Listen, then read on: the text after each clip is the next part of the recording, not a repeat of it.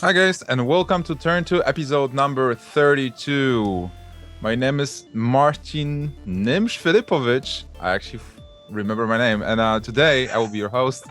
And my co-host is Frodan Dancho, and we have a special guest, Savjz, Janne Mikkonen. So welcome again, and I hope you will have fun. Today we'll be talking about the new cards from the Construct Quarter.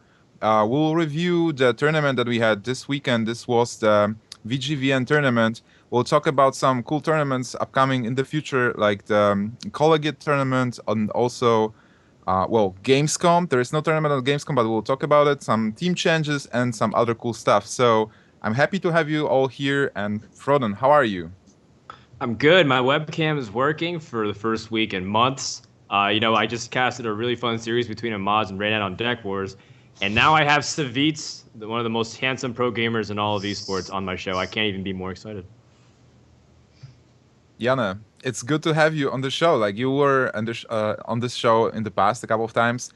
You were Yeah, kind of gone, but now you're back. So it's good to have you here. yeah, it's been a while. I'm happy to be back. I love this show and awesome hosts too. Nothing wrong with the old ones, but yeah, I like it. Thank you so much. So maybe we can start with actually talking about you because you're our guest, and there's a couple of changes in your life right now. You have joined a new team. You left your old one, and recently you did good in a couple of show matches, and you also had a good run in a tournament. So maybe introduce yourself to all the new people who are watching us and who actually are not accustomed to you. Okay, so I'm Savjz. I just joined Team Liquid on last Friday. Well, actually, I joined like a little bit earlier, but last Friday it was announced, and we are now in Team Liquid. We are two players, me and Amaz. Somebody might know Amaz, fairly popular streamer. I've been around in Hearthstone since the European beta started and stuff, and I've attended like a lot of tournaments. And before Team Liquid, I was in Team Curse, and Team Curse was sponsored by Azubu TV, and I was not streaming on Twitch for like 3 months. Before that, I did stream, and some people might have been watching my stream back then. But if you like Twitch, now I'm gonna be streaming a lot more, so make sure to check it out. So you're back streaming on Twitch, and you have a Savjz Kappa emote. Yes, I do. How awesome is that? It's a pretty cool emote. So basically, Frodan, do you have any specific questions to Savjz? I guess the first thing I want to ask is how did you kind of, because you were disappearing for a while and people didn't know what was going on, and people want to just know more. And I know maybe it was like personal reasons or whatever, but if you can kind of share a little bit insight of what you were doing in the meantime, because it seemed like people didn't know much about you. And in the very beginning of Hearthstone competitive scene, everyone saw you dominating everything, and then you kind of disappear after the OGN win. So just talk a little bit more about like that period of time in the past month and a half, what you were up to. I did take like a small break because I wasn't actually streaming at all. I didn't stream on Azubo. I didn't stream anywhere. But I wasn't as gone as people think I was. I mean, I was invited to the Millennium Cup where Gnimsh was, and that one I declined because that weekend I had like some other stuff. But other than that, like I really haven't been gone. I just haven't been streaming on Twitch, and it seems like the Hearthstone scene is kind of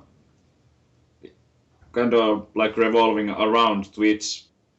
I don't know if it's a good thing or bad thing, but it seems like Twitch is just really huge for Hearthstone right now. Yeah, I can get behind that. Like Amaz is peaking is. out at what, like 50K. Trump's hitting that 50K too, just on the wing release or like legend runs.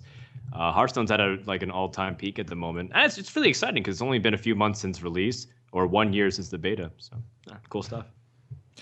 So also, I wasn't exactly like gone. It's just that people think that when you don't stream on Twitch, people think that you are gone. It's like it's really weird, and it's a bit sad that the other streaming sites maybe. I mean, it's really difficult because people don't really find other places. I mean, I don't.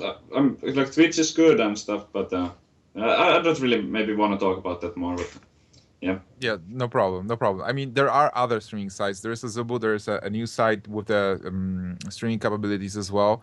There is still Via Game. So there are many places where people can actually stream and you can watch them. So if you follow specific players, you can actually follow them on those sites as well. But I totally feel you here. Like StrifeCro, for example, is not streaming much, and a lot of people think like StrifeCro is gone. And even though he's playing Hearthstone every day, just testing stuff, getting to that legend, people can say, "Hey, where's StrifeCro? Is he even playing still?" So, you've played recently. You've played in a show match versus Reynard. It was the cooler. How was it called exactly? Frodan, remind me. It's Cooler Master. Cooler the CM Master. Storm show match. Yeah. That was a pretty sick show match. You were just losing. It was a best of 7, and you were down with 0-3. So one more yeah. game for Reina to actually win the series, and then suddenly you went 4-0 with a Hunter. Explain yourself. I just, well, looking back at the games, this might sound like firing shots or something, but with the hands that he was getting the first 3 games, just mind blowing. He had the Gnimsh inventor in every single game, and going into the last game with my Hunter, which I did consider like one of my best decks, but the matchup I considered to be really bad. When I got my hand that time, I was like, oh my god, I had everything I could possibly hope for to beat a rogue. I played the matchup a lot. I played Hunter a lot on the ladder, and surprise, surprise, there's a lot of rogues there, so I'm kind of experienced with that matchup. And with the cards given, I knew that I would that my chances would be like really good to win that one. And after the rogue match, it's only got easier and easier. And well, the last game kind of went down to the wire with me taking fatigue and then having like the lethal. But I think it was a pretty cool series, and yeah, shout out to Cooler Master for hosting organizing such a cool event. Does this mean that there's going to be more in the future? Like you're going to be staying? Is it like a King of the Hill show match series where you're staying on and they can bring someone else, kind of like iHeartU or what? No, I don't think so. I think it was like more like a one-time thing. But the viewer numbers were really nice, and I would imagine that this was a success in what they were trying to accomplish. Or so I haven't like directly been asking about this stuff, but I think that it was like very good, and they accomplished what they were hoping to accomplish with it. So I would hope that there would be more show matches like this. But I do think that if there will be another show match, it won't be me playing. It's not a King of the Hill type of thing. Gotcha. That's fair enough. That's okay. Actually, that gives you some time to prepare for other stuff, because there's some big tournaments coming up that everyone's playing in, right? Like, there's some big tournaments on the horizon that they're not announced yet. I can't talk about. There's some really exciting things happening in Hearthstone, but really soon pros are going to have to prioritize what they want to do, because streaming as much as people do, like Trump and Amaz, they might have to cut back if they want to start really preparing well for these tournaments. Yeah, definitely. I mean, at some point, actually, players might have to make a decision if I'm a streamer or if I'm a pro player. Because if you want to, well, Amaz was talking about it in the interview just at Deck Wars. You have to make a decision. Like, you can't really stream the top deck you want to play at the tournament, because this is giving too much information. But on the other hand, it's well, streaming is for the people mostly, and for yourself as well. But you're having fun. You're streaming cool decks. You're grinding the ladder. But tournament preparation is something different, especially if you're in a team. Maybe you want to just practice with your teammate in secret and just try out those decks and not give out any information to your opponents, to your possible opponents. Also, traveling to tournaments is also taking time. So there is a lot of time you have to spend on just practice and travel to those tournaments. And if we have more and more tournaments, it might be troublesome to have more time for streaming. So then your community might feel weird, because, hey, you were streaming every day almost at those specific times, and now you're going to this tournament, to that tournament, so we are not seeing you that much.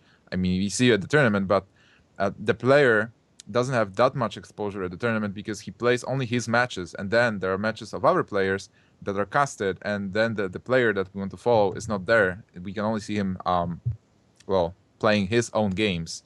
So I wonder if this will actually happen to the Hearthstone world when we get more and more popular and Hearthstone actually grows even more. Yeah, Yeah, and I I think think. so. Yeah, you Um, go first. No. I was just agreeing. And that I think people are trying to like. I hope Hearthstone doesn't grow too fast in terms of what other organizations want to do. It seems like they keep impressing with show matches and league. Like Deck Wars today hit 50,000 because Amaz and Reynad, they were that kind of rivalries been historically documented many times. And I think people are just like really hyped about numbers, but I think it's also really important to establish a good, healthy pro scene as well because you don't want just like the viewers to follow wherever Amaz is going. Because then if Amaz takes a break, he's going to eventually need a vacation for a few months. All of a sudden, these numbers start like to fluctuate. So that's why it's really important that we continue to spread out. And that's why I'm really happy that more people are getting popular. Like Forsen, Tides of Times. Savjz is back on Twitch. Gnimsh just finally started streaming, which I never knew was possible. All these guys. It's you important to turn into continue to support robots. their channels. Can you repeat what you were saying? Oh my God, where did it cut off? After Savjz is back on Twitch, you actually turned into a Robo Koyuki. I said Savjz is back on Twitch and Gnimsh is finally streaming somehow. I don't even know what happened that forced you to do so, but it's important to support these streamers on Twitch in general. Savjz, can you hear Frodan? Yes, I can. I actually heard it the first time around too. Oh, okay. All right. Well, then maybe you can explain it to him and then go into your points. I'm sorry. Maybe I'm going to fix my internet connection. One sec. Okay, maybe it's on my side actually. Can you guys hear me well? Okay. I'm kind of lost. Can you guys hear me, or am I a Robo Gnimsh? You're good. Where were we? I didn't even remember. About like new names coming out or what? Yeah, because people always say that Hearthstone is still like the invite, right? That you're just cycling the same names. But I think new people are honestly rising up, and it's really cool to see more new blood people being cycled in, whether it's streaming or whether it's tournament performances. I think it's really cool to see the steps that the tournaments are taking, like in the formats and the invites. Like for example, I think it's this one last weekend, the VGBN was a really nice example where we have like we had the ban format, but we also had like the partially open qualifiers, and I think that's like a really good direction to go for. So that actually anybody who is good can have their chance, and if somebody comes from nowhere, let's say like nobody, they're like an unknown player who's very good, they have like a chance, and by winning that they can get their name out there. And also like I believe the top two were guaranteed to be invited to the next one as well. So like the format I think is starting to shape up pretty well, and I think the ban is going to stay, and I hope that the partial qualifiers will also stay. I think if it's all open, then it's really dangerous for the viewer numbers, because if there's like not that many known players with big following rallying people to watch the tournament in their Twitters and in their streams and everything, then the tournament will just stay under the radar. Mm-hmm. Somebody said that if you have like the right casters for it, that would be so. If you guys were casting a tournament, it wouldn't matter who's playing, but I think it also requires. I think casters are a really huge deal, but you also need the players. I think that like half and half would be pretty cool, and I think they are doing it on the next weekend's Well Played Cup.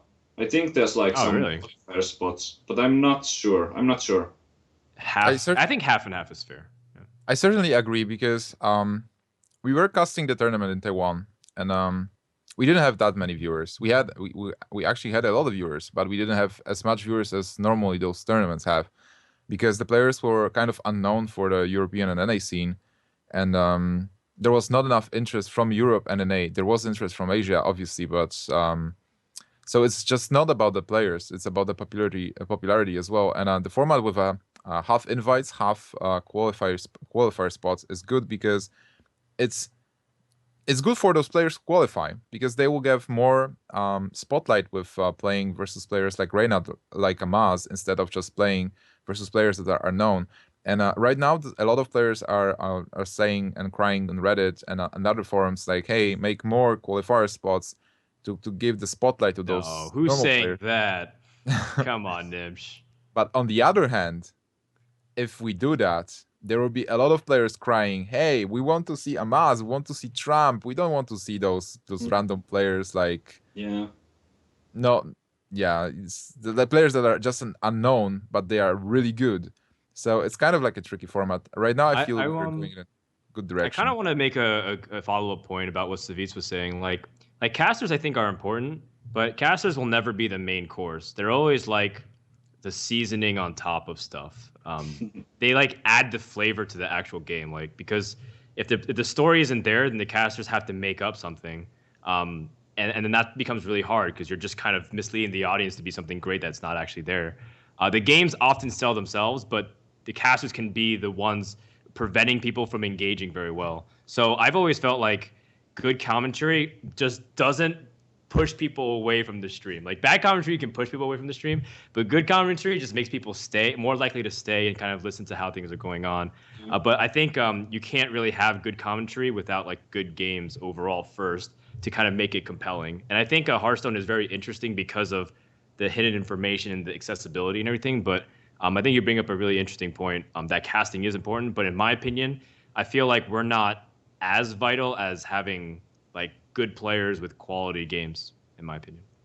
Yeah, it's Agree. also, I think it's like requires some kind of magic for the casters alone to make matches where there's like two unknown people and try to like hype it up. Like, okay, we have this John Doe. He was legend rank 43 on season 3 on NA versus the, like if you know nothing about the players or they have anything, how do you hype them up? Like new rising star, and you just like say the same thing for all of the. Yeah. I don't really know about this. They're like, okay, this deck list looks standard. This looks weird. Like, I do you basically, know styles or anything about the players?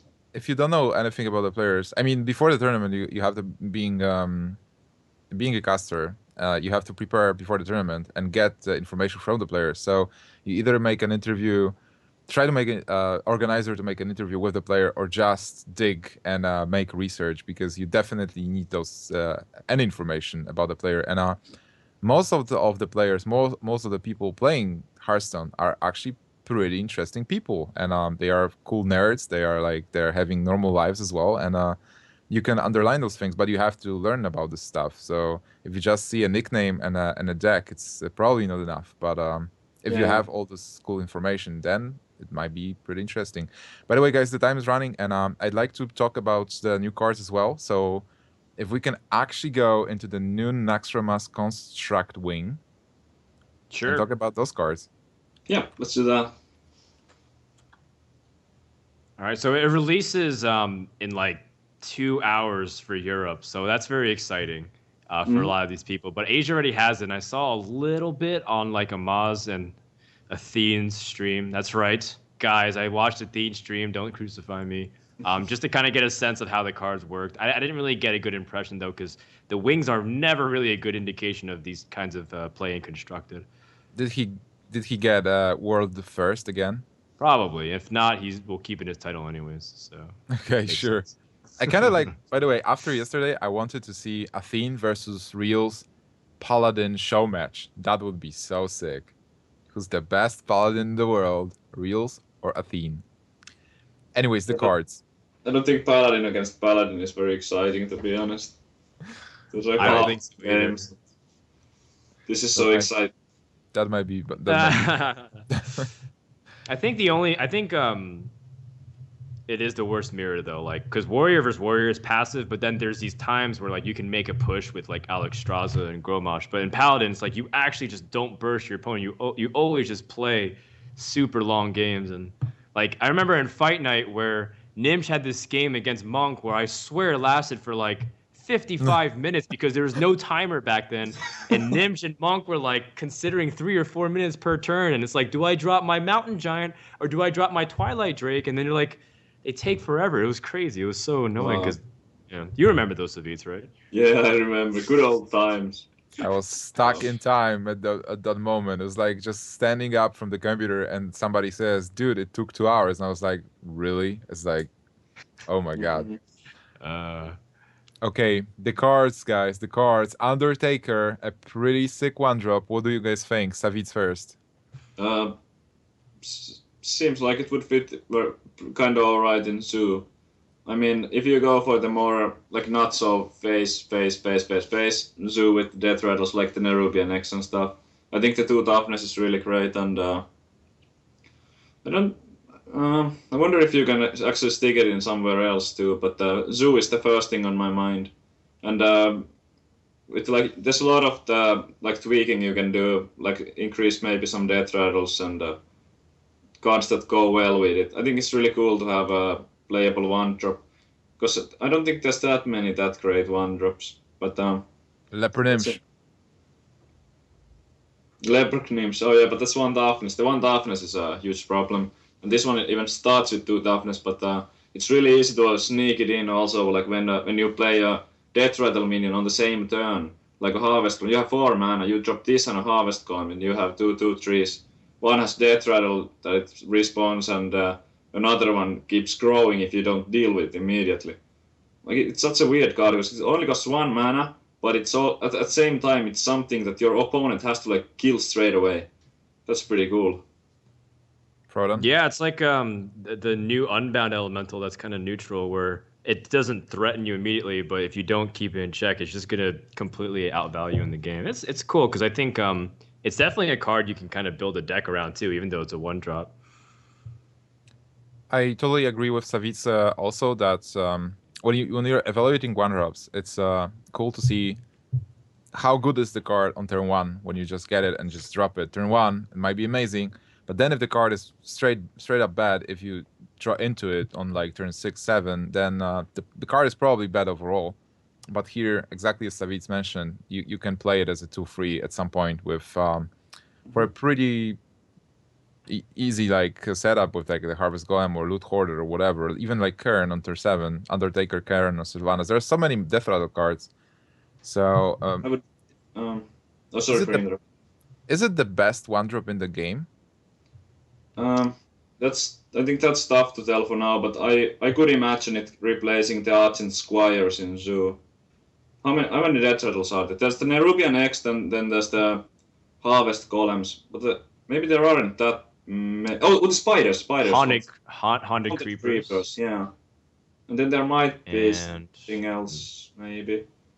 But still, Void Callers, if they're using them. oh yeah, I don't know. maybe that. We'll see how good exactly it is, but I don't think, like, in my zoo attempts and stuff, whatever you want to call it, I don't think Argent Squire has been all that awesome, even though with Abusive Sergeant and the Defender. attack buffing, and the buffs really, it goes kind of well with the Divine Shield sometimes. But I think this poses more of a threat, so I could imagine it replacing the Squires. Okay, pretty strong card. So the next one on the radar is the Mad Scientist. Death Rattle, put a secret from your deck into the battlefield. Dan. This card is really cool because of the tempo you can gain, and I don't know where it slides in immediately because the only decks that utilize the secrets right now are Hunter, and maybe Mage, but no one really else uses secrets as far as unless I'm missing something here. I don't really see an immediate impact with anything in the current constructed meta, but this is cool because I think you can also build another deck around it, and like the 3 mana that you gain from being able to play a secret is really fun, or is really important, really powerful, and I think it's also fun RNG that's like you don't really know what your opponent's going to be having and stuff. So I think it's a really fun card, similar to Web Spinner, but I don't know exactly the synergy that just jumps off the board. Maybe in like a mage deck that kind of seizes, like there's a lot of mage decks that try to use duplicate and like being able to use it as Arcane Intellect, and you play things like Kirin Tor Mage. So obviously you can just slide it into the mage and maybe try to play like a mid-range tempo game where you're really powerful, and then you have things like the Mirror Entity and Duplicate, and even like Vaporize or something to completely seize control of the board. I've seen a couple of people do that. Like Admirable gave me a deck that actually was really cool with this, and I laddered with it a little bit. But other than that, I don't really know where Mad Scientist slides in right now. Savjz. Yeah. Any special comments? I think it's one of the most interesting, maybe the most interesting card with this new cards.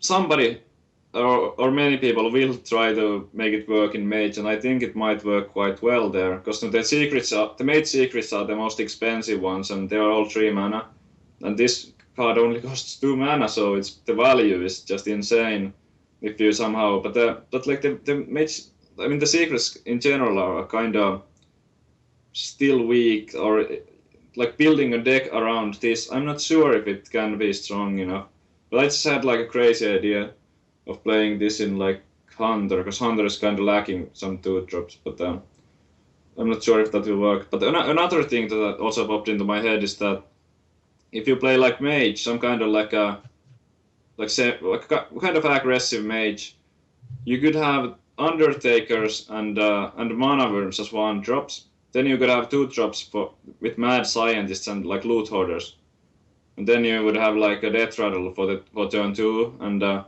maybe the Undertaker would go kind of well into Mage because of how well Mad Scientist. Oh my god, I know what I'm going to be streaming tonight.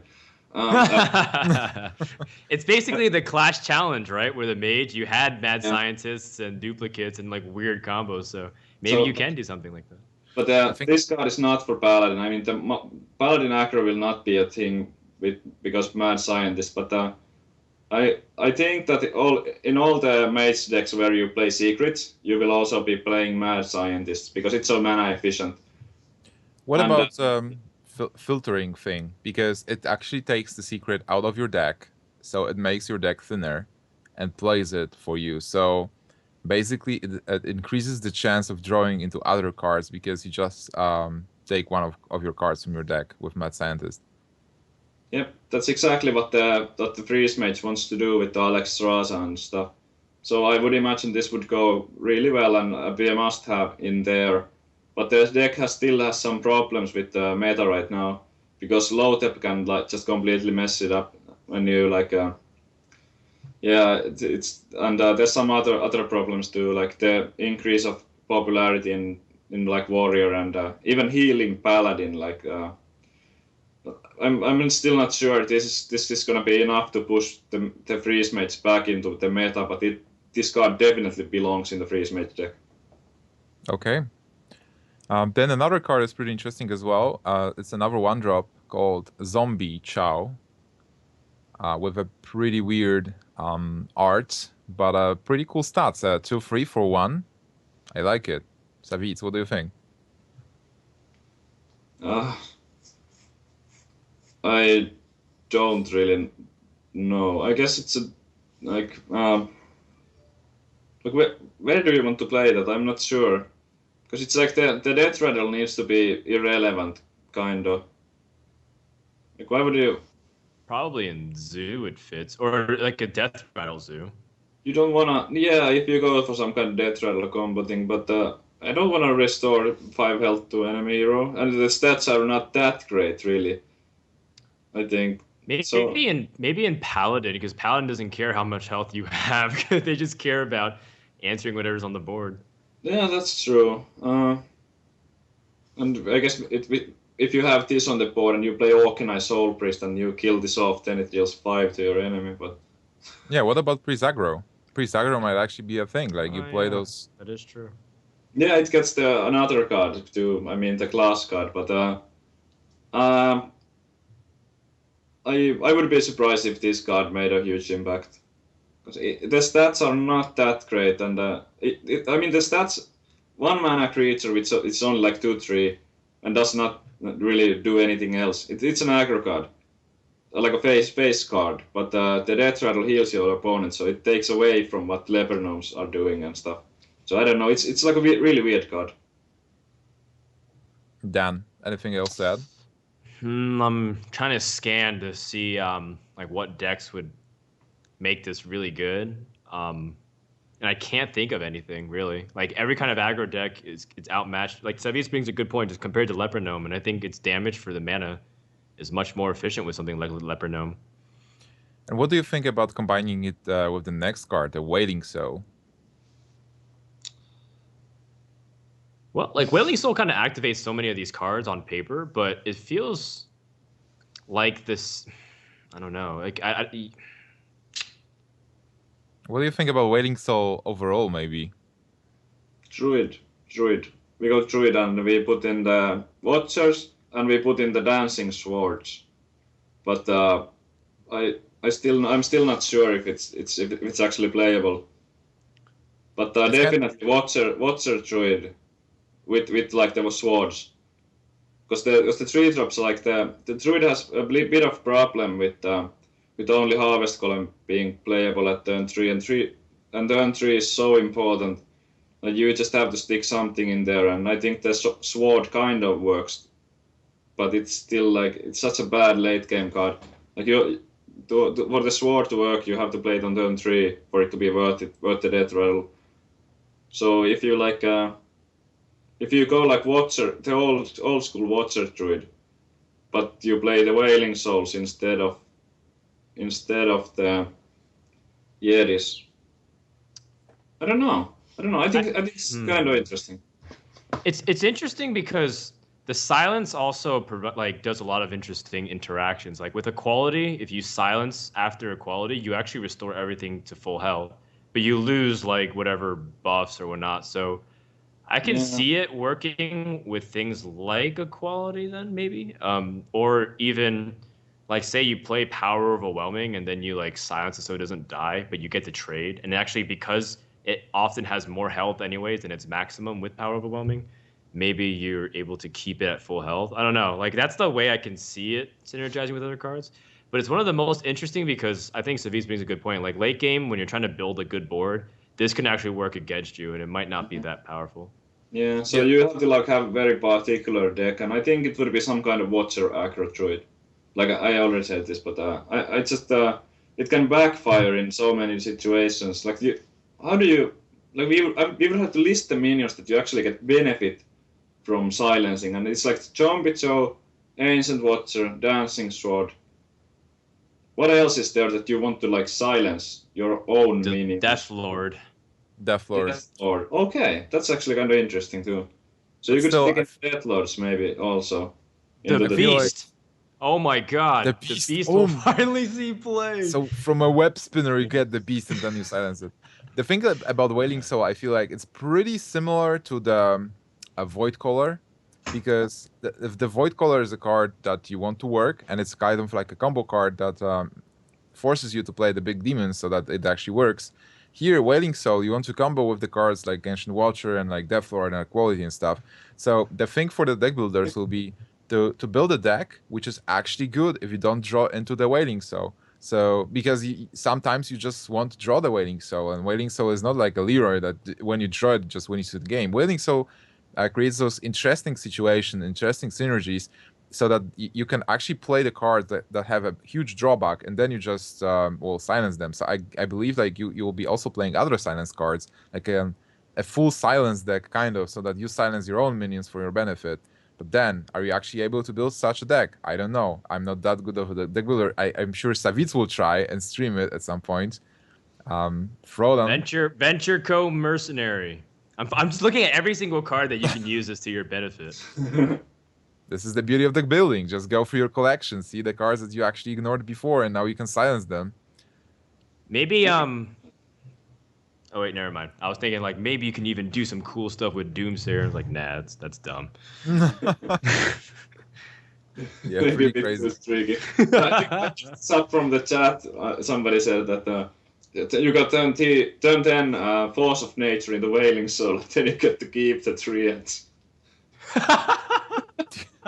That's a pretty sick combo, by the way. That's Not sick. bad. That's like the Force of Nature Poison Seeds combo. It's the same exact thing. Yeah. Hmm. Wow. A very interesting That's card indeed. interesting. That's kind of. Wait, Wailing Soul also does remove charge. That's funny. So you have to be careful not to play in the wrong order. Oh yeah. Charge goes away too. Oh my god, It's like the South, misplays it's like are the real. South Sea deckhand thing, where sometimes you attack with a weapon, you forget that you have to attack with deckhand first.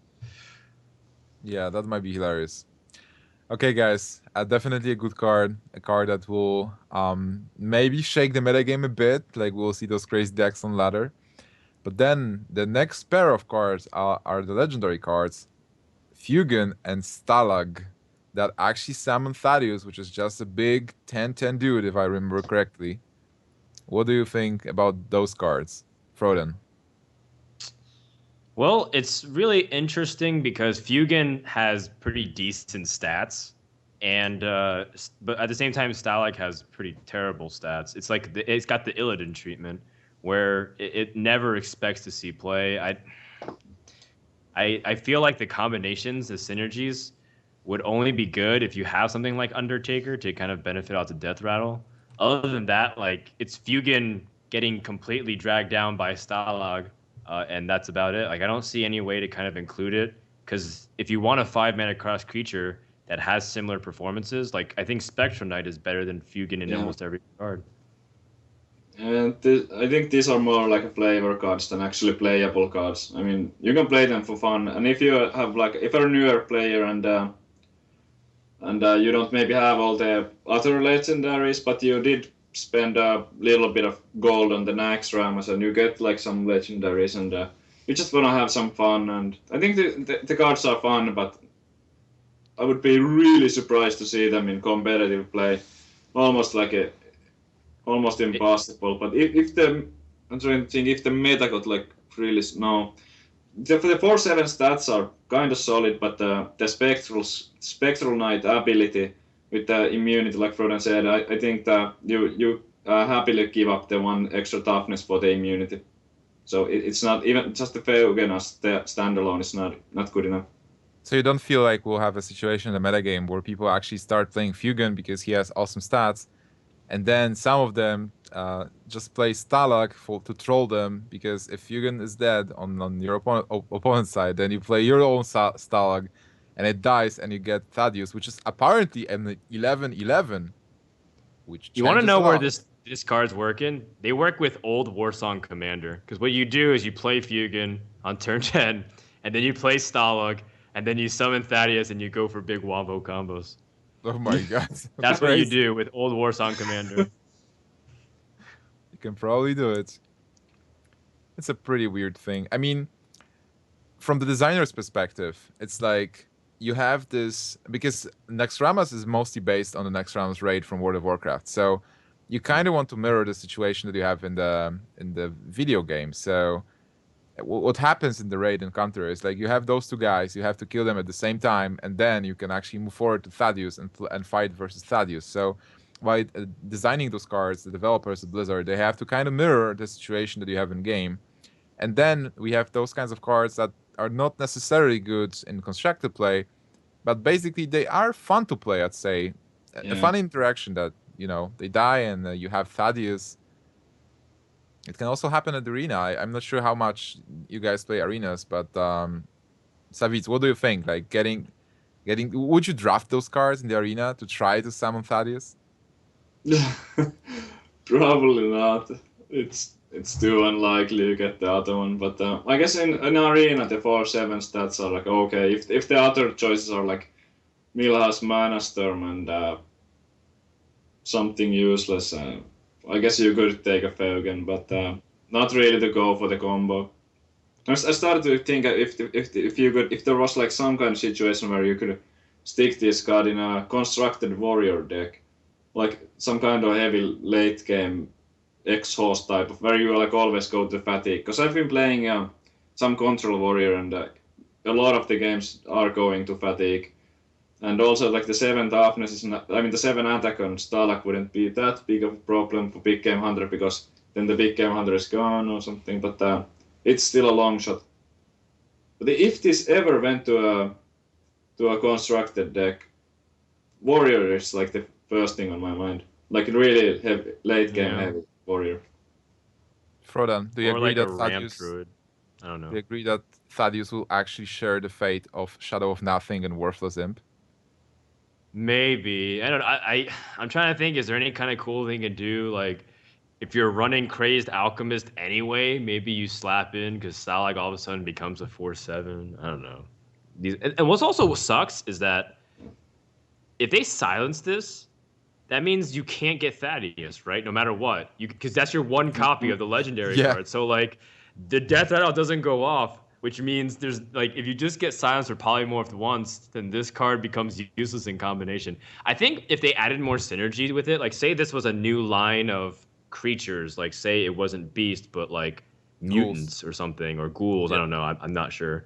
And then you have like ghoul synergy. I think maybe that there's a future for that. And I think, with things like dragons and other archetypes inevitably coming out, I think there's room for that. But until then, I think these cards are just lower cards. So people like Gnimsh are happy, but people like Savjz can't care anymore or care any less.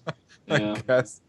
By the So, way, Yeah. even if they silence it, you can kind of reincarnate it and then get it back. Because you play the reincarnate Oh, you can combo. reincarnate. Oh man. Yes, you can Wait. get double Thaddeus, by the way. And if you Oh, Ancestral wow. Spirit, Wow. imagine.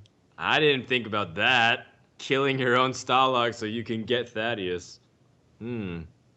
That is interesting.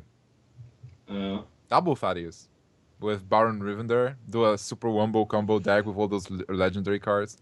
That would be sick. Okay, let's just forget about those cards. There is a big card on the horizon, and the next card, Dark Cultist.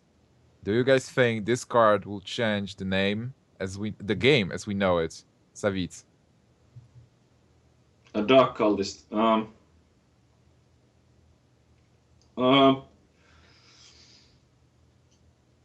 I want to say no, but I've been wrong in some of my earlier predictions, and I mean the stats they're so good, but I don't know, because it's kind of you need to have something to buff there.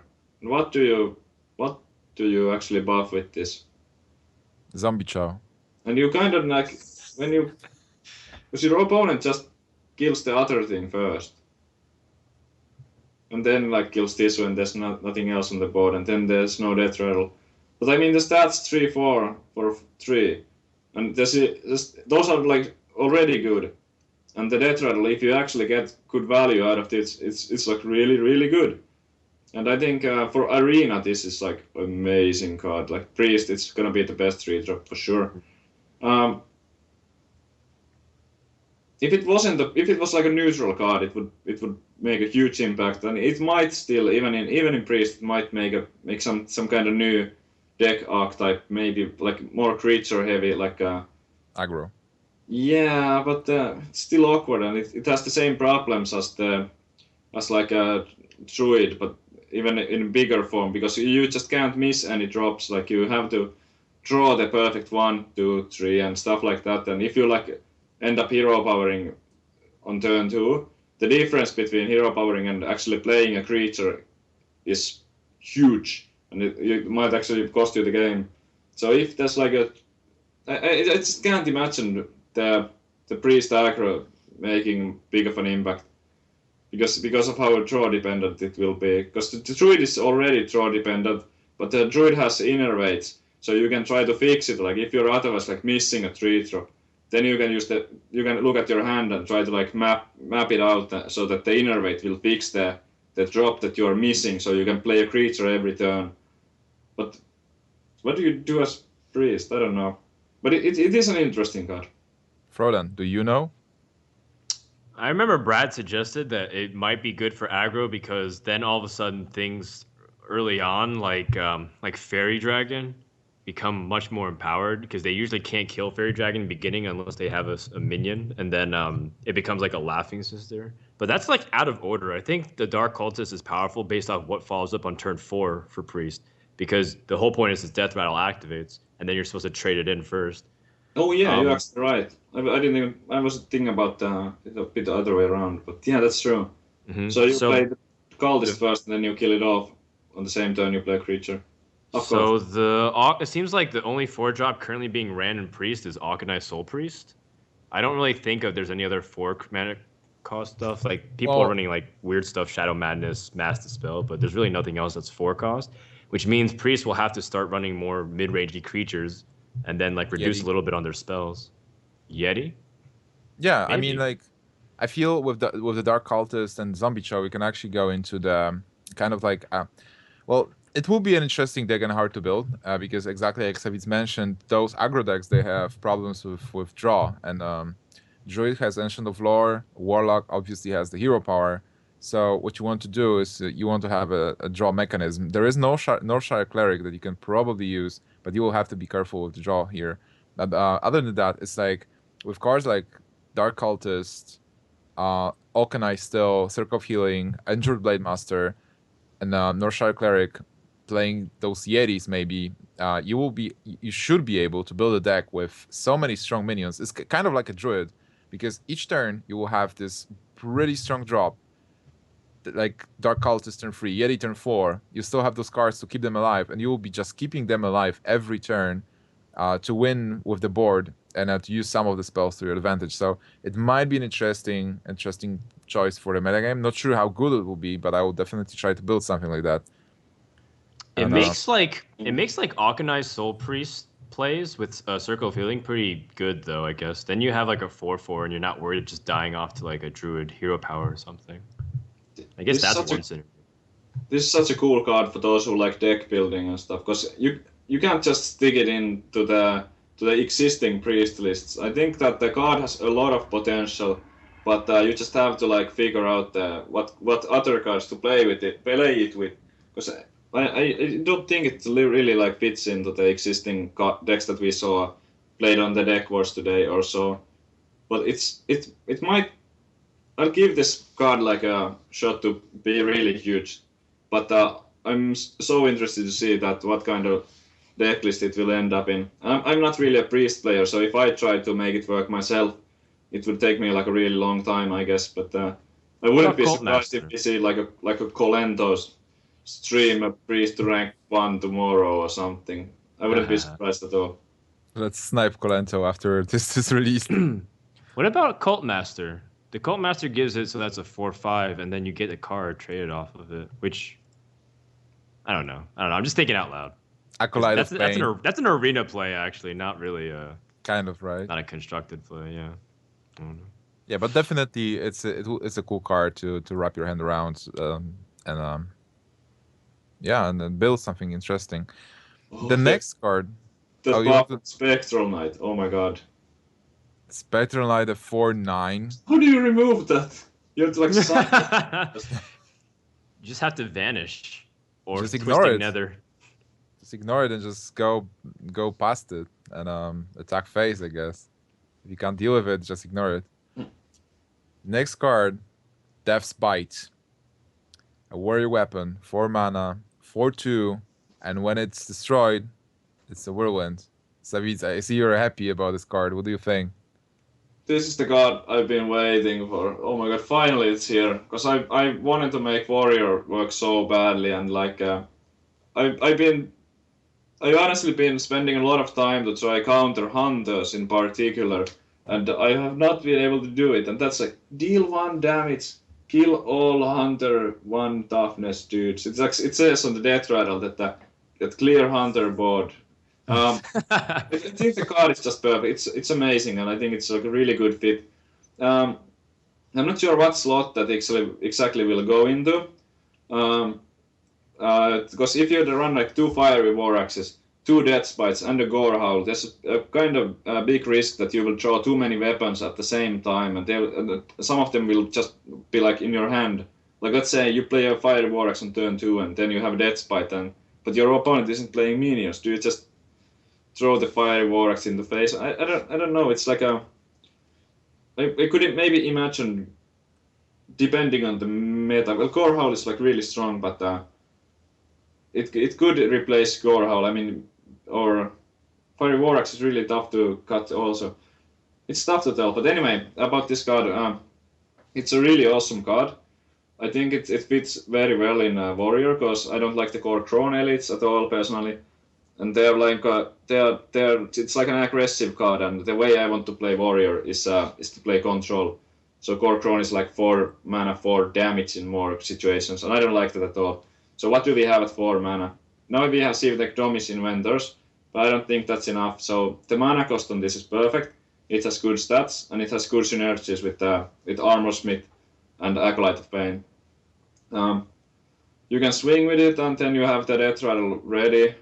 And with the second swing, you can actually kill a Harvest Golem, or you can kill a Chillwind Yeti, you can kill a Orkanai Soul Priest. You can usually, if you have an Acolyte, you can just play the Acolyte the same turn you death rattle with the weapon. You get a free card.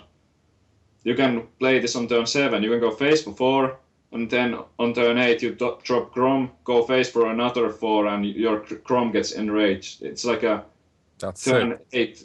You basically on turn 7 and 8 with this combo you deal 18 damage, which is more damage than Force of Nature Savage Roar, and also it comes one turn earlier. So combo enabler and also kills the 5 health minions. Frodan, do you like it?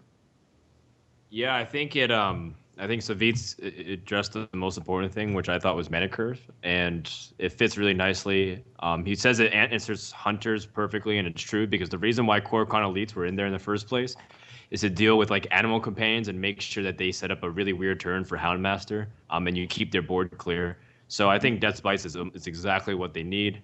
I'm trying to think if it works in like an aggressive paladin too, or aggressive warrior too, like kind of more of that mid-range tempo where you use Arcanite Reapers and then you play more of like Argent Commanders and stuff. And I think that works pretty decently too, just because a lot of those small creatures give warriors a hard time, especially versus Paladin and Shaman. So this helps, and I don't know if it goes into like an aggro warrior, like what we saw Reynad play today. I'm not sure if it fits there, but maybe it does. I don't know. Yeah, again, it's Do you have a any very opinions, interesting Gnimsh? card. Well, I personally like the card, and I agree with Savjz as well. I definitely play with it in the warrior deck. Maybe I can also use it in the aggro deck. I don't know. It's kind of like Arcanite Reaper is 5 mana, 5 attack, 2 durability, and here for 1 mana, so you can play it a bit earlier, and you have all those synergies as well with the Acolyte of Pain. I certainly like the synergy with Acolyte with the in an aggro warrior because you just draw more cards with it, and it's kind of like a swipe as well. So definitely a strong card. And basically, I pretty much like this quarter with so many cards. We are getting 4 bosses this time. Patchwork, Grobulus, Gloof, and Thaddeus. Also the class challenges. So a lot of good stuff coming tonight for, I feel, both NA and EU. And I think we can actually drop the next Rama's discussion and move forward to the tournaments. So let's start with the VGVN tournament that me and Frodan casted. Savjz was one of the players. This was a pretty epic tournament hosted by Liquid Hearth, if I'm not mistaken. Sponsored by VGVN. There was a PC to act for the taking with a giveaway. So Savjz was able to advance to the top 4, playing versus his teammate Amaz. Then Amaz eliminated Savjz and actually won the tournament. So, Savjz, how was your experience with this tournament? Did you like it? How did you like the whole format and everything that was happening there? I think it was really cool, and I think the tournament was really well organized. Before I forget, I'll just say this first, because I feel like this is kind of important. There were some, like, people saw some mistakes with like the overlay and showing wrong scores at times, and the deck list being a bit wrong and stuff like that. And also that the tournament was delayed by 1 day. So I just wanted to say that I'm not sure what the right word is, but the organizer or like one of the persons was sick and had to had high fever and stuff like that. So and she still did it with high fever and stuff. So that's kind of to explain why there might have been so many mistakes. And I think that it would be unfair to be too cruel about the mistakes with the overlay and stuff. And it's kind of like a I just wanted to say that. I think the tournament was very well organized and everything went really well. There are some problems with, like always, with being like pre-recorded. Like you can spot who's active in promotion and stuff to figure out who did well and who did not. And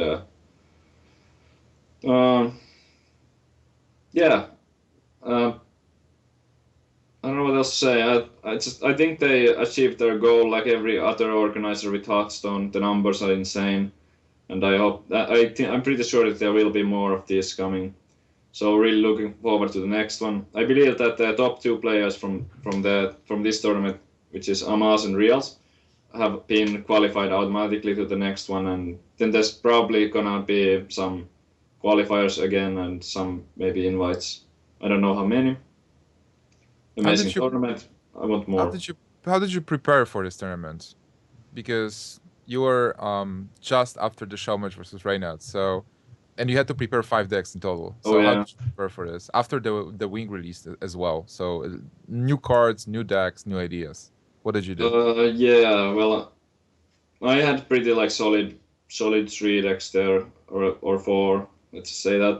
Um, like Miracle Rogue has always been a thing. There's not much you do with that. You just add in the low tap, and I don't think there's much different. And Hunter I've been playing a lot with, and I've always been really comfortable playing Hunter. It's maybe my favorite deck right now. And then the handlock, yes, sure, to counter the Miracle Rogue, and then I think I posted Shaman and Druid. The Druid was like token Druid with Argent. No, not Argent. The Spectral Knights, and also I made it a bit like faster with the Argent Commanders because I wanted to have better chances against decks like Miracle Rogue, and I just like you don't want to play Black Knight against that. And I did end up matching it up against Miracle Rogue, but the draw just wasn't there in my opinion. So yeah, Shaman was just like a filler. I don't really care about Shaman. I don't think it's just that special. It can work, but not a huge fan. You had a standard list mostly, right? Not like Yeah. no Baron Revender and stuff.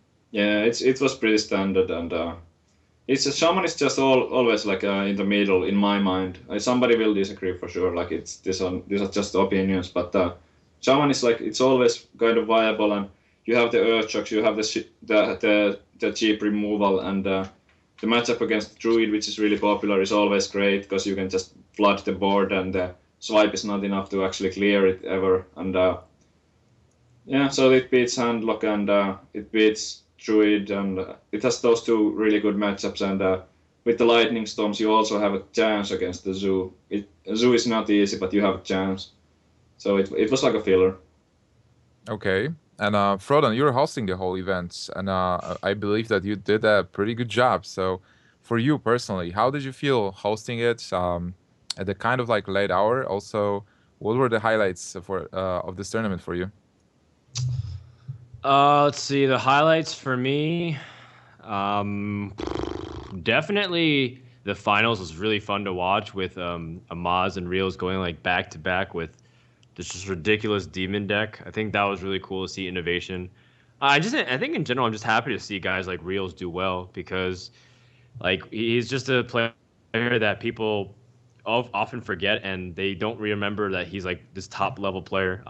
And so I think I'm really happy with he did well. I'm glad that Forsen did well too. So, but I have to say the most exciting and the funnest part for me was absolutely casting with Gnimsh. You know, he's so great.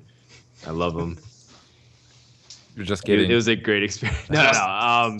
No, I think it was a really fun experience being able to cast with you, and you know, I had a great time, man. I don't know about you. Well, I also had a great time, but you ignored my joke about the Lions, so. Oh, I'm sorry. I missed I it. still Your feel jokes weird. are very high level, Gnimsh. I'm still just a rank 25 jokester, but you're like legend.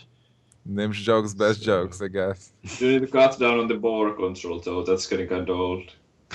Yeah, but okay, that's That one is like let's just put that one like into the okay. And also 1 damage of lethal might be actually Yeah, we can Overused. retire Yeah. those jokes pretty soon, I think. But overall, I think it was a really good experience. I think what I loved also was being able to see just like other classes do well, like Paladin surprising everybody.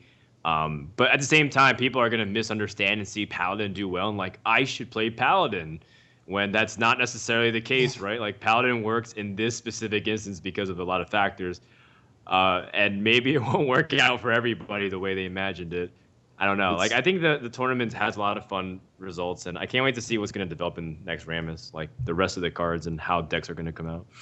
Paladin So- is just such a disaster for laddering because it's so slow. But in this type of like multi-deck tournaments, it might. I'm not sure if I can call it the best like high-end control deck, but when you go into those control mirror matches where your opponent isn't rushing you down, Paladin just has like a lot of tools, and I wasn't surprised at all how well it did. And actually, in our practice sessions with Amas, he was like beating me up pretty badly with the Paladin, and I played some with it and I had some success, but after like I didn't feel it like that comfortable because every aggro matchup seemed to be kind of bad, so I didn't want to bring it myself. But I was not surprised at all how many people played it and how well they did with it. Like Amas, I think he took 3 games from me with Paladin, and Rios did some really good job with the Paladin also, just keep wrecking everyone. But for a tournament, multi-deck format, Paladin, wow. Yeah, this is a very I good think point, so. by the way. So, this tournament kind of showed us a new metagame, kind of, with the Paladin being dominant. Miracle Rogue is not out. So, what do you guys think? Is Hunter now back on top? Like, Yana, you were banning Hunter almost every match, maybe even Mm. every match. And you also said that you're very happy with the Death Spite because now you can kind of counter the board that the Hunter is presenting. So, do you think that Hunter is now top notch for those kinds of tournaments? Is Paladin one of the best classes for the ban system? And what about Warrior and Rogue and Druid like falling out because Amas, for example, was not even playing Druid, even though Druid like a week ago or 2 weeks ago was one of the top 2 classes. I think Hunter and Rogue are on the top, but the handlock is also really strong, and the reason, like one of the reasons, like there was 2 reasons that I banned Hunter really.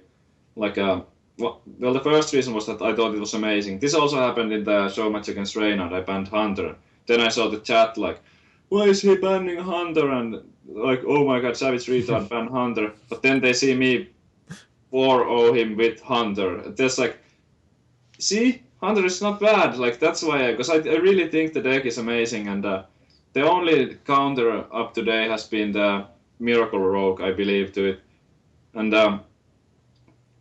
so yeah, I banned it because I did not want to play against because I think it's strong, but also because I was like really comfortable with my handlock, and my handlock with no heals, with no Earthen Ring Farseers, and just one Siphon Soul. It had 0 chance against Hunter. It was complete disaster, and I know that if I leave Hunter up and I play handlock, it's gonna end up that my opponent will pick Hunter, and then I have no chance at all. So I wanted to kind of protect my handlock from the Hunter, especially, but kind of everything because of the power levels. That only underlines how important the ban system is. Frodan, do you have anything to add? Yeah, I think partially because like people are really seeing that like the meta become more board dependent, and you have to be a little bit more honest with like how things are. And like I feel like people just want to also play something else. Like I talked to some of the players, and a lot of them are just tired of playing Miracle Rogue and Druid. Like they tell me that they're just like, I want to play something different.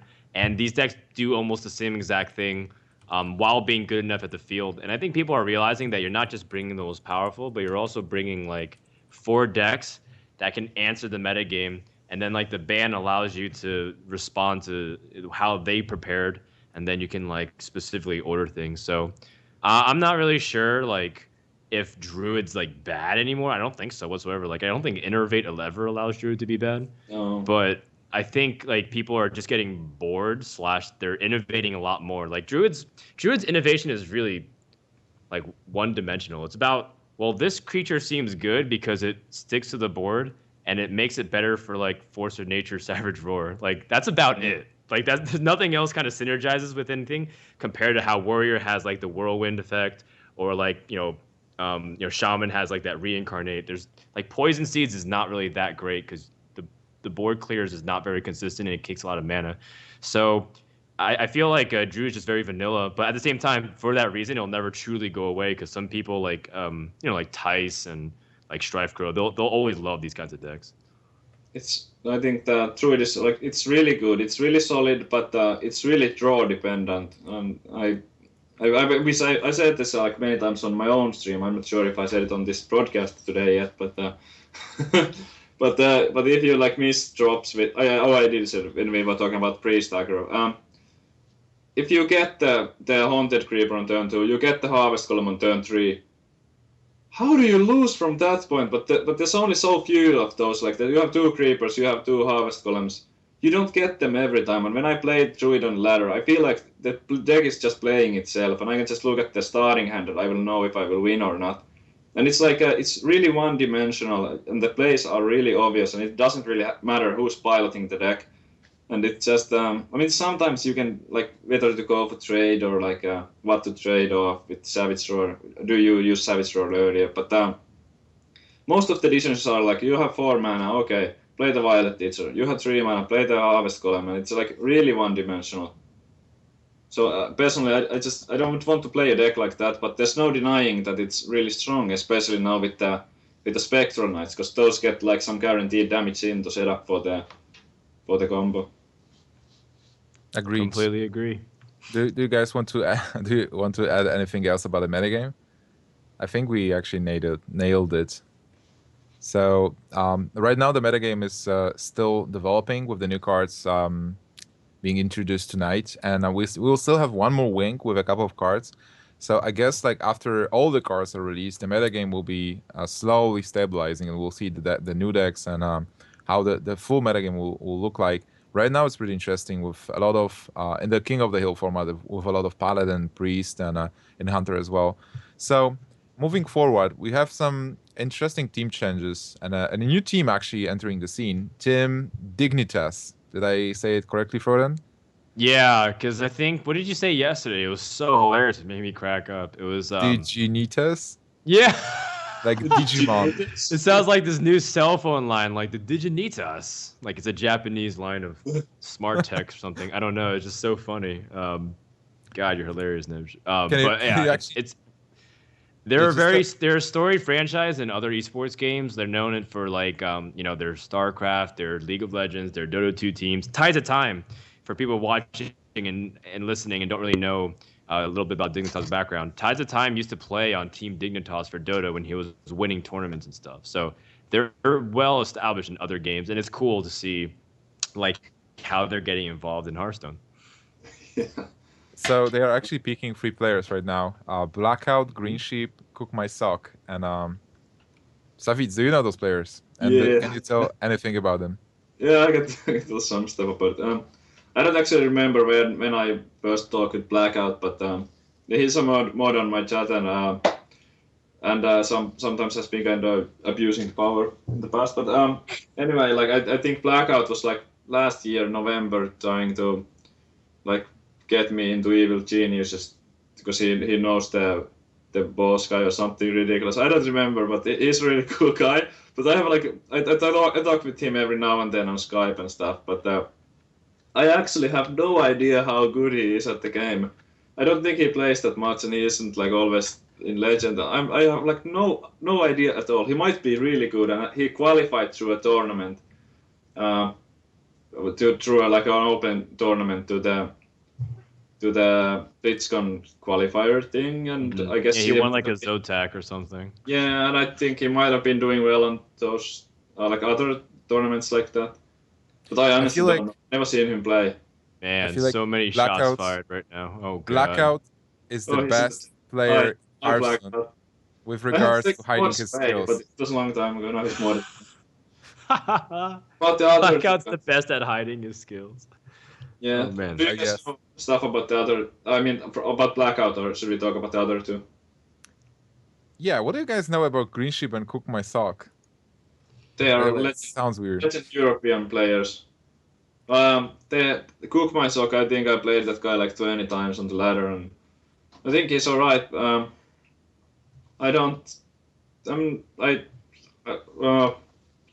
good he is, I don't remember the games in detail, but I think he's like alright and plays quite a bit, and I think his rogue was pretty good. I don't know, like I don't think he has played many Zotacs. I don't really follow the open tournament scene or anything like that, so I don't know if he has won stuff or if he has even competed in those tournaments or anywhere. But solid player, from what I remember. I mean, I don't remember him doing any huge mistakes or anything like that.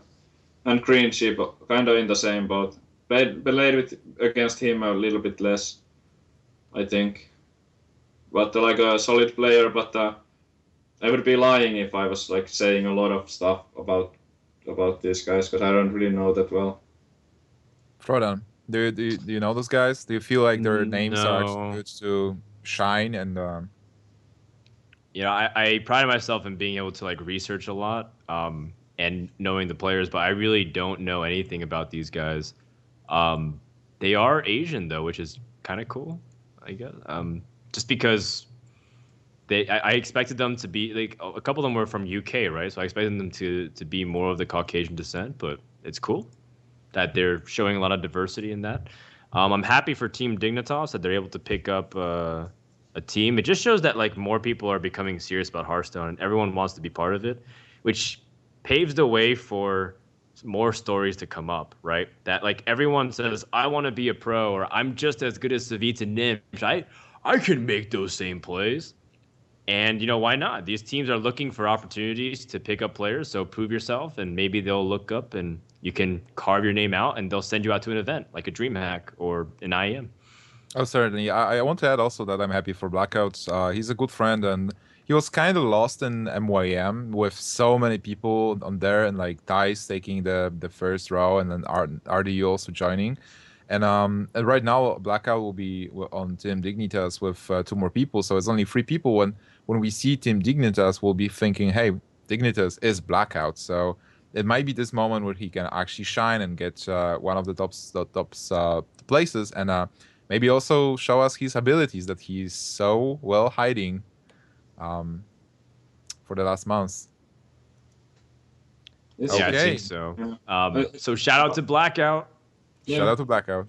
I kind of want to still add a little bit to that. I'm kind of interested to see if like Team Dignitas, because these players, I'm sure that they are like solid and competitive and stuff, but like how are they going to like try to make name for themselves right now to get into the invite lists of the tournaments, or is like Team Dignitas gonna throw some or sponsor some tournaments or try to like push these guys' names out there? Because if they're like not making a name for themselves, this whole like announcement and everything seems kind of meaningless, and also like picking up 3 kind of unknown players. What are they trying to accomplish with that? It's a bit strange, but I'm sure they have some plan, and I could imagine that this guy's making impact in the future tournaments. Oh yeah, certainly. And talking about teams, there's another team actually as well. Team World Elite opens our Hearthstone division, and another 3 players that might be not that much known to the EU and NA scene: Hunter Ming, Hulu, and Yulov. Frodan, what do you know about Team World Elite? I don't know anything, Gnimsh. Just entire today's notes, man. I gotta admit, I'm not exactly on top of all of these updates with, who are these guys and what are their skills. I'm a little bit lost. The Asian scene especially seems to be ever perplexing. Like I'm always prepared to think, man, these Asian players, it feels like they really start and get their stuff together. And then all of a sudden, I start seeing tournaments where I think the Asian players are really misplaying and really disappointing me. So it's always like a 50-50 on that. These guys could be great. They could be sick. They could be the best players that people haven't heard of because, there's not many qualifiers and stuff that kind of merge EU and Asia together. But at the same time, I'm still waiting for like the Asian metagame to really prove me wrong about everything. Because Amaz told me the Asians think that they're ahead of the West. Like that. Oh yeah, They're like definitely. yeah, like Matt, they like look at our decks and like, yeah, wow, you guys are still playing that, huh? That's like a month behind us. I just look at them and I'm like, what? Like, how can you guys seriously say that? Like, Wow. I don't know. And I mean, maybe we're being a little cocky and arrogant, but I really feel like the Asian scene's behind the West. But I don't know. I'm from this, so maybe I'm more biased. Who knows? It's hard to say, really. There's also there's always this kind of rivalry between NA, EU, and CN, or like Asia in total. So I feel like BlizzCon will be a pretty important tournament where we actually like fight together, like 16 people from all the zones in the world. Also, the WCA, I think it will like with all the players there. With this big tournament, a lot of players will be from different regions. I hope so that they will also battle, and we'll see a clash of cultures, kind of. We've already seen it at Shenzhen, and we had some of the Asian players as well in the final and in the top four. So there are definitely good players in Taiwan, Hong Kong, and China. So in Japan as well. So I'm really curious to see those players actually shine. By the way, the Team World Elite is the team originating from Warcraft 3. They also have a League of Legends team. So I think interesting. the organization might be one of the best known of the Chinese organization. It's actually like the only one I could name without if I just had to like. What about pick up, Invictus like, Gaming? Can you name Invictus Gaming? oh yeah, that's right. So that's like another one. They're like the most Well, well-funded, and a lot of these teams are started by like rich kids, and their families are being very wealthy, and like they really love gaming. So more power to them. Another that I think I wanted to say, this is kind of unrelated. Well, it's not unrelated. So, the first time that or the next time that we will get to see the Chinese try to compete is probably gonna be the WEC, and I think it's only like less than a month away. Where Dark Wonux and Alchemics are gonna be playing in China. So really looking forward to that, and I want to see the deck list that the Chinese players especially come up with now with the new Nax cards and stuff. It's gonna be interesting. Definitely, I definitely agree. Frodan, anything to add about the teams and the team changes and stuff? Anything else happened that I'm actually forgetting? Nah, man, you did a great job covering everything. I mean, the big thing that I just want to always touch upon is like I feel like these teams picking up is just another sign that Hearthstone's continue to grow. I know that these teams aren't the last teams to announce something soon. There's more people going to be announcing details in the coming weeks, so definitely continue to reach out and like improve your skills. Get good, scrubs. Okay. Shout out So- to Admirable. That's the thing that. What admirable? What is it? What team's admirable joining? No, he's joining Oh, Salty Boys, haven't you? heard? Spoiler. Salty Boys are picking as sponsors HyperX. Razor. Yeah. That would be so Nah. sick. Wait, wasn't Blackout the captain of Salty Boys? Oh man, Salty Boys is disbanding. Salty Boys. I'm sure Chucky will actually hold it together. I believe in Chucky and his leadership skills. So okay, let's move forward. Let's move forward to the events as well. We have PAX Prime, and Blizzard announced that they will be at PAX Prime with a booth. PAX Prime is taking place 29th of August to 1st of September, and it will be an awesome event. There is also a Hearthstone tournament, which is called. Oh my god, how is this event called?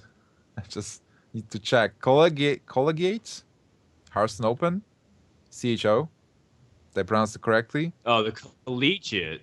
Collegiate. Okay. Oh my god, this is a hard word to say. Collegiate It's basically for the college students. University.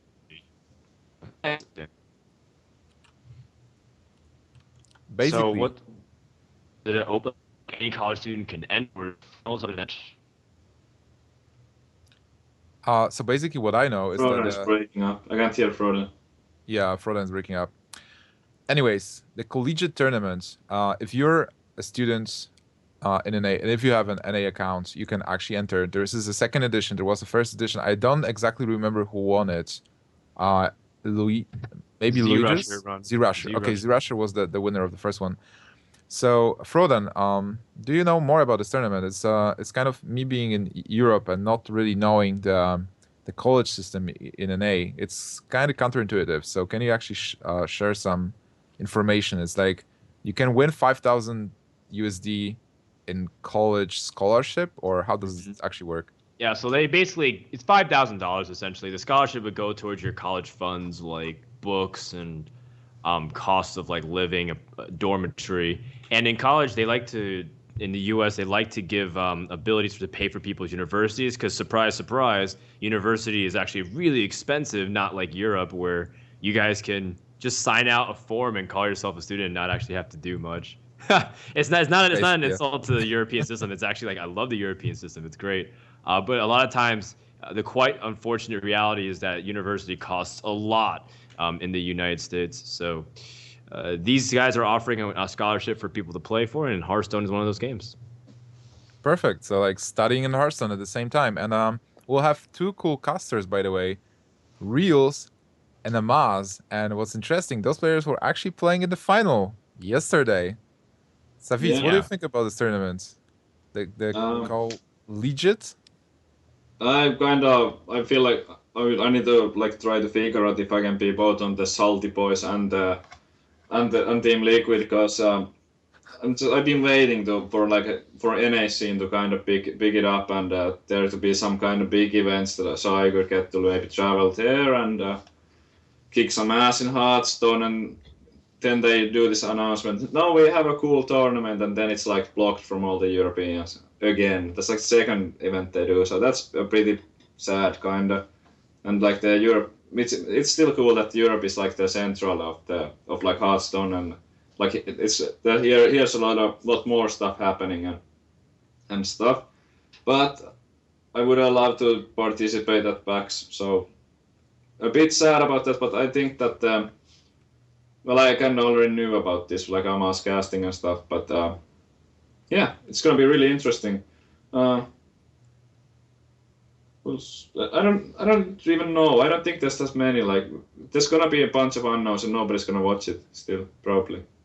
You think? Like I Yeah. feel like the last tournament actually had a big viewership. Like No, I didn't even know when it happened. Did it? Where was I when it happened? It was like under the radar completely, as far as I know. maybe I actually remember it happening because I was following it kind of, but I wasn't watching the matches. Frodan, did you actually watch the last tournament? Not the other one in North America. Okay. It was the stream was very poor last time I recall, so I don't really remember. And I do know that like NA really does need an event because like IEM Canada is not going to be having Hearthstone when last time I checked, which is very This is sad disappointing news. because so many people love Hearthstone in that region, like in Toronto. So that's quite disappointing. Wow. It's amazing. Okay. Yeah, well, so North America scene is kind of sad. Should we move to the next topic? But yeah, just hope that like Amas and Reels will maybe like draw some attention. I hope the best for the tournament. I hope it's gonna be good and it's gonna be organized well and the broadcast is gonna be good. I don't know about the previous one, but I heard some that it wasn't that great and the casters weren't that great and whatever. I don't really know. So You're firing shots right now. You know that. who casted it? Who casted it? I don't know. Shanman? What?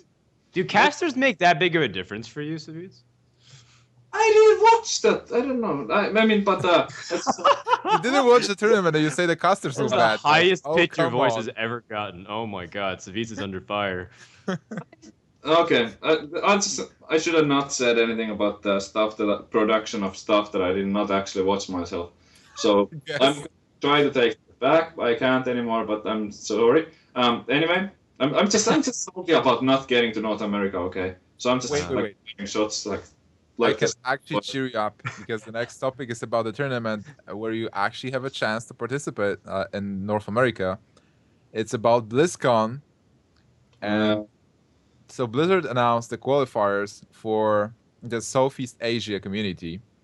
There is a couple of qualifiers for Malaysia, Philippines, Thailand, Indonesia, Singapore, and if we can actually quickly jump up to the, there is a link to the chart for BlizzCon.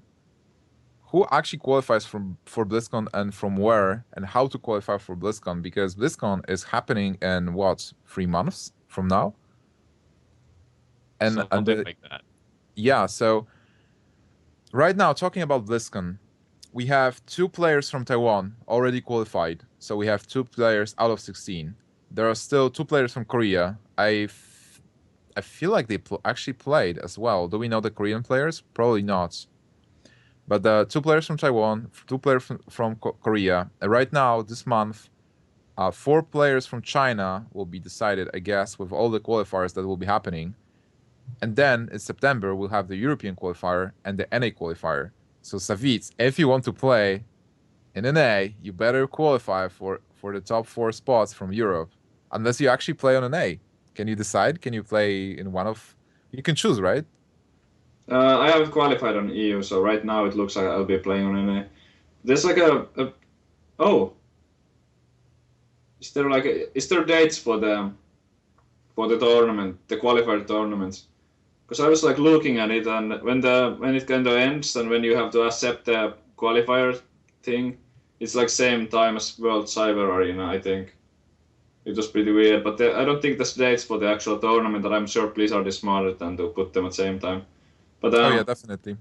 but yeah, I'm looks like I'm gonna be playing on NA, and I'm gonna be trying my best to qualify as like everybody else. It's gonna be tough, but we'll see. Frodan, Because are you NA is actually? easier, right, Savjz? Uh, just a tiny. We're forcing him to say so many tough things. You know, I feel bad. I'm just teasing you. You don't have to answer that. NA might be just like a tiny bit easier, but this is Oh, I'm shit. sure somebody thinks the Europe is tiny bit easier and stuff like that. Shots fired again. Pew pew pew pew pew pew. Dan, But are it's you really are you close. There qualifying? isn't a big difference. Dan, are you qualifying yourself? Will you try to climb up to Me? top 16? I don't know. Maybe. Probably not. The truth is, there's things coming. There's working in the horizons, and I don't know. There might be a thing where I have to step away from Hearthstone. I don't know. I'm not telling people I am, but just right now I'm trying to figure out things I'm to myself. So I'll let people know more as things develop. That's all I can say, really. So, am I looking for a new co-host? Maybe. Oh my god, this sounds Rip bad. Frodan. I'm No giving the Frodan Twitch Turn2. chat what they want. Yeah, I don't know exactly what's going on in the near future with things exactly, but I do know that like Hearthstone's doing well. I'm enjoying it. And that if I have time to climb for the BlizzCon qualifiers, maybe. I think the highest I've ever gotten though was like rank 30 something, and then I just like fell 400 ranks and I went on life tilt. Don't worry about it. There's still the last chance qualifier. It's called the last call tournament, where, well, it will be the last chance actually. Like participate in the tournament, try to, I guess, win it. Maybe like top 8 gets an invite for the qualifier. So there is still a chance, even if you're not the top legend player. If you haven't qualified from the multitude of weekly community tournaments, where there is a lot, there are even local tournaments. Like in Poland, I think we had 3 to 4 invites from the local Polish tournaments. So I believe like every country actually has them, which is pretty interesting, as we only have 156 people who will play in this qualifier, the E1, and it seems like the invites are being given away here and there, like everywhere. So yeah, pretty interesting tournament in September. And then if Savjz actually manages to qualify, he will go to an A. He will be happy. Yeah, Any last- definitely. I think I really like the way Blizzard did these qualifiers. It's like a mix of everything, and they give so many people an opportunity to prove themselves. So, I can't wait for BlizzCon. I definitely think BlizzCon's just gonna be so sick, because last year was like, I don't know if you guys were there or watching. A lot of people that are like watching in the chat, but like the last year's BlizzCon was definitely like this side event that they're like, I guess we'll have this Innkeeper Invitational. They had the people playing on the StarCraft stages like before anything else. Like they took the feature stations on the side where like normally they have a few of the off stream scene, like stream number 2 going on, and they had like Day 9 and Husky and like Trump playing, and then all of a sudden like the crowds were so massive, like more of them were interested in watching than StarCraft. And then like on the finals on the last day, I was there with Chanman and Monk, and like the seats were filled like so far back. And this is when Hearthstone first came out. So I think this year is going to be so hype. People are going to love all the really small, cool plays. I remember the loudest the crowd got was because Trump did a Shadow Madness play, and then Youthful Brewmaster returned to the hand, and people were getting out of their seats. They were like, "Whoa! Oh my God! He just stole his card!" So crazy. People were really hyped. I think it's gonna be fun. Oh yeah, definitely. I'm looking forward to that. Savjz, any last words about BlizzCon and qualifiers? Not really. I just hope to get there. I'm just trying not to get too excited about it because the qualifying itself might be so difficult. So definitely doing my best, and that's like all there is. I don't want to go, oh my god, it's gonna be so awesome. I'm not probably gonna be there. Like it's 4 out of 128 or whatever is like the chances. We'll So, get you there, Savjz. Don't worry. Yeah, maybe analyst desk. Let's hope. We'll say like because the World Cyber Arena is going to be really interesting. Like what happens with that? Because the prize pool is like almost the same, and who knows what kind of production it's going to be, and that's kind of under the radar. Like everybody knows the BlizzCon thing, but BlizzCon has what was 250,000, and the World Cyber Arena has 190,000, and I'm sure it's going to be big. So Yeah. looking forward to hearing more about that one, and I believe it's happening before the BlizzCon. Yeah, it's So- happening before, but it's like a lot of details were still not announced. So we are still waiting for like a press release and Yeah. some stuff. I just hope that Blizzard also like works together with them and as close as possible with to get everything right about that one. Yeah, certainly. Okay. So the last topic for today I have here is Gamescom and Blizzard. So Blizzard is going to be at Gamescom. Gamescom is a big event in Europe, in Cologne, Germany, and it's happening. It's starting tomorrow, and it will be happening for the next 5 days. So Blizzard will be there. We will have like there is no big official tournament, but there will be a lot of Hearthstone stuff. I believe like there are the finals of Yogcast, the adventure of the noob climbing through all the players with his sick dwarf deck. I actually haven't seen all the episodes, but I've seen the first one. There are the Nvidia finals for Take TV that I'm actually casting with Ponyhoof, and just a lot of stuff. And Blizzard will have their own store with new merchandise, and merchandise like this, like a Horde pendant, Ooh. Alliance Whoa. pendants, Cool. a lot of different stuff like keychains, new shirts, and not sure if they are actually selling a shirtless shirt, but a lot of cool stuff. That's a shame. They're missing out on such big revenues, because the production costs on shirtless shirts are actually very low. Did you know that, Gnimsh? Yeah, I believe they are. Frodan, what do you think about Gamescom, by the way? Are you going? No, I actually have my 1-year anniversary, so I'm going to be in Prague. Sick. Like Prague is in European Vegas, I heard. Oh, is it? Do they have casinos there? Actually, you shouldn't tell me that. Don't tell me the answer to that. I never heard about that. That's something I heard. Warsaw. So. I thought Warsaw was like the Vegas, but I don't know. People might be feeding me misinformation. Maybe it's because like Vegas is in the middle of desert and not firing shots at Czech Republic, but Oh You know, wow! Aw. Poland and Czech Republic have some kind of like friendly rivalry. What? maybe. No, I mean I've been in Prague. Prague is super lovely. I've been there 2 times. Yeah. I played European champs in Prague, and it was pretty good. Also, I have a lot of friends in Czech Republic. So, anyways, Gamescom is in Cologne, so it's a pity that you are not coming. I will be there. I will be there at the Blizzard booth for a long time. So, if you guys want to just come out and say hi, I will be there. So definitely check the Blizzard booth and all the events. Savjz, you're not going to Gamescom, right? No, it was kind of blank for me. I mean, I would love to go, but there's just nothing for me there. Okay, it's pretty sad. Like I was thinking that IEM will be at Gamescom. I really wanted to have a big tournament. Like, No, I'm laughing because this conversation feels like Gnimsh is trying to be like, well, it's gonna be great. I'm gonna be there, and then we're like, well, we're not going, and then he's There's just like no reason for me to go. I mean, I'm sure it's like cool event, and I know Gamescom. Like I'm not gonna say I'm really familiar with it, but I know it's like a big event, and there's gonna be a lot of like cool stuff, and I would love to go, but why is there no tournament? Like, come on! Because ESL is doing stuff there, but they also have like stuff going on in PAX, and they're also doing like their ongoing broadcasts with WCS and ESL One. They just have like so much stuff going on at the same time. So Oh, okay. like, I don't blame them. Is Hearthstone not popular enough game? Hearthstone's dead. Talking Dead about game. big tournaments, by the way, you were playing at the Assembly, right? Yeah. Maybe just let us know, like, what is the Assembly and how did it go for you? Assembly is like the biggest LAN event in Finland, and there was a.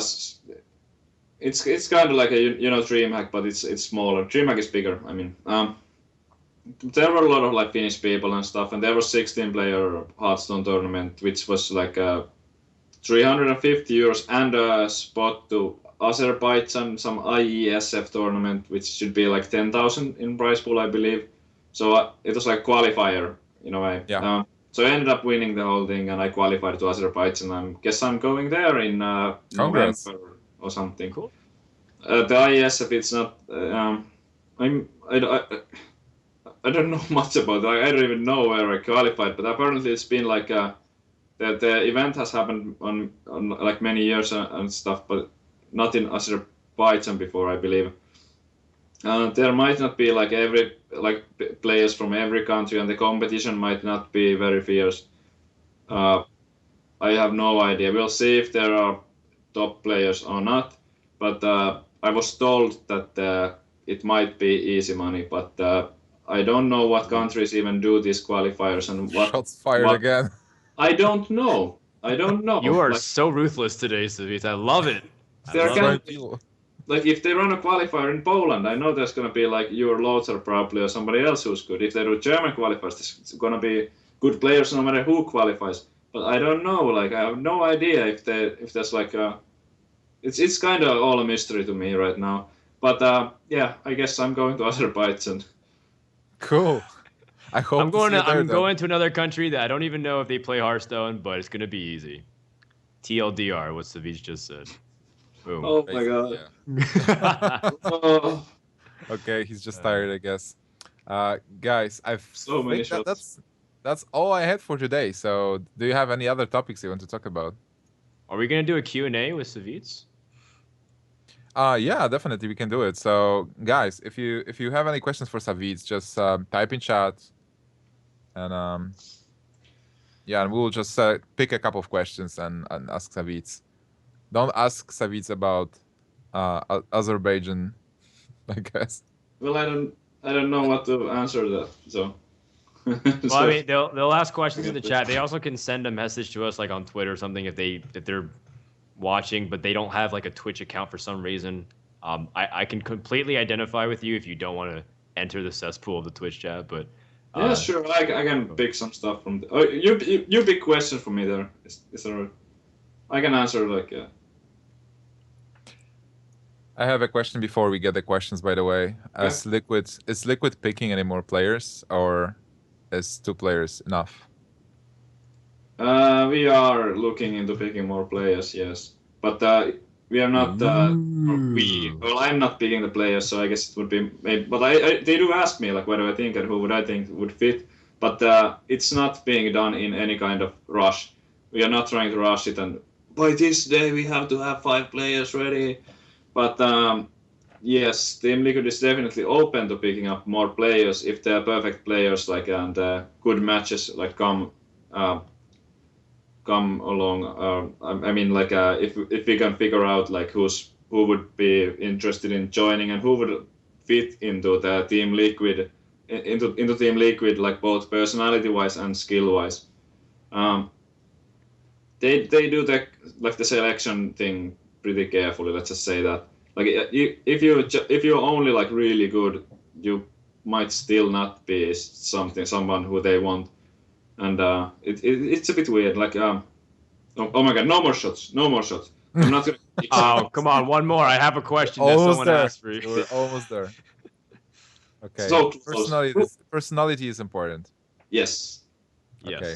There you go. Let's go to the questions quickly. Let's start with a very short one. So, KSAM187 is asking, what's your favorite card, Savjz?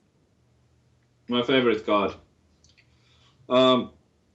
Thought Steal is always exciting. Also, like High Main might be like the best card I think. It's amazing. Like Summon High Main is probably like the best card. But Thought Steal is really exciting. I like it because you never know what happens next. You might get 2 Deadly Poisons, or you might get Assassin's Blade and a Deadly Poison. So like Sick. it's like really exciting, I think. Let's say Okay. Thought Steal. Are you streaming tomorrow? If yes, when? I have to do some school stuff tomorrow, but I will probably be streaming in the evening. Like, I'm not gonna promise, but in the European European time evening, most likely yes, tomorrow, and probably actually today after this broadcast also. Okay. T hat sad marable asks question. Savjz, if you could trade your stunning good looks and personality for infinite wealth, but couldn't use that wealth for world good, what would you do? What? Can you repeat that? Sure. Well, If you could if you could have infinite wealth, but you can't use it for the world's benefit, what would you do? infinite wealth, but I don't know. I don't think I understand the question. Okay, it's a tough question. Okay, well we can move on from that. I just wanted to Okay. I just wanted to read Admiral's name wrong. That was my thing. That was a question from that Admiral, by the way. Yeah. Someone asks, what frustrates you the most about ranked Hearthstone? The amount of hunters and Miracle Row, because it's like it's just so many like cool decks that I would love to play on the ladder. But if I want to get like high ranks, I just have to like play something that right now is good against hunter and stuff. And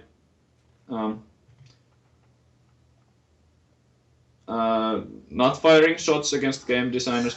Okay. I feel like how do I do this? I hope that there was more diversity in like what the ladder is, and like certain classes wouldn't be blocked by others, and I could just play like if I want to play priest, that I could do better with it. But we are getting new cards right now, so I shouldn't be complaining too much. Things are gonna shake up. But right now, hunters frustrate me a lot because it prevents me from playing the decks that I want to play because there's just so many of them. Okay. And Savjz, Sphinx 321 is asking and saying, "Grats on joining Team Liquid. It's his favorite team. Do you already know your teammates from the other games like StarCraft or Dota?" Not at all. I know some of them. I met a few a few of them at the Savjz Story Cup. And we didn't talk all that much, but I met some of them like Bunny and Snoot, and I also have like talked a bit with. I have like a lot of them on my Skype right now, and been like tweeting and talking like a little bit, but outside I don't know the StarCraft players all that well just yet. But I know the people who have been helping me with the like the graphics and working on the announcement and the news post and those people. But maybe in the future I will get to know the StarCraft guys better, especially if like in events where there's gonna be both StarCraft and Hearthstone, like DreamHacks and maybe Take TV stuff. If there's gonna be Savjz Story Cup 2 or something. So really looking forward to it, and everyone has been really cool. Okay. Infinite Stratos asks, Savjz, do you have a girlfriend? No. All right, moving on. Reels asks, Dear Savjz, why? What is the worst class in the game, and why is it Mage? What does Mage need to be competitive but not overpowered? What is the worst class in the game, and why is it Mage? Mage is a bit weird. It needs like a 0 mana spell, but for some tempo gain. But I think the new 2 mana Death Rattle with the secret thing, maybe that's the tempo card it needs, because it kind of casts a 3 mana spell for you. But it's like it's so limited on the mana, like it's just like the only playable seems to be the combo thing, and then they introduce like the freeze mage, and then they introduce Lotep and just beat it down to ground. Mage has a lot of potential, and it's still like the strongest thing in Arena. And as long as Flame Strike is what it is right now, I don't think they can buff the class too much for Constructed, because it gets even more out of hand for Constructed. So it's like I think Arena might be kind of holding Mage in the Bay because they have to think about both the balances. And it's so high on the arena balance that they have a difficult time buffing it only in constructed. Okay, I think we have time for one more question. Frodan, do you have any good question?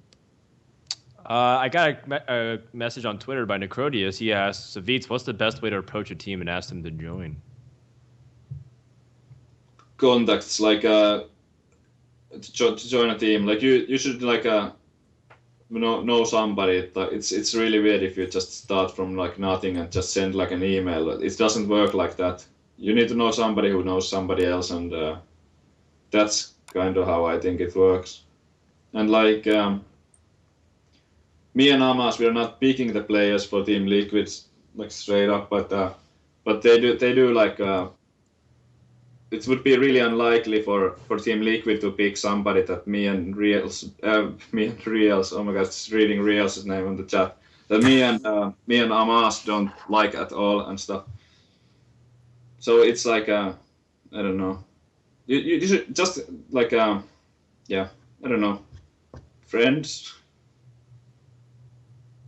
Okay, I guess. yeah, make more friends. Sounds good to me. Friends, yeah. Now I just have to find some friends. It helps to be also good at the game. Oh, yeah, that's one thing, yeah. Oh, is that what we look for nowadays in tournament play? Okay. Yeah. All right. Okay, So guys. I'm shooting some shots that way. Some pressure and heat can be taken away from Savjz. I think that's a good way to wrap up the Q&A, by the way, because some of these questions are just now starting to get to like Savjz, Yeah. why are you so beautiful, etc. So. Okay, we are done with the Q&A. So Oh, it's yeah, time for definitely. shoutouts. Okay, guys, this was a very good show. I had a lot of fun. So let's go to the shoutouts. Let's start with Savjz.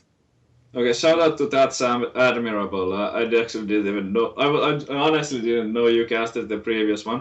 I absolutely love your cast. I think even though I know that reading the Reddit that not everybody is like a huge fan. I think your style kind of That's Admirable style kind of divides, but I'm definitely on the end that likes his cast a lot.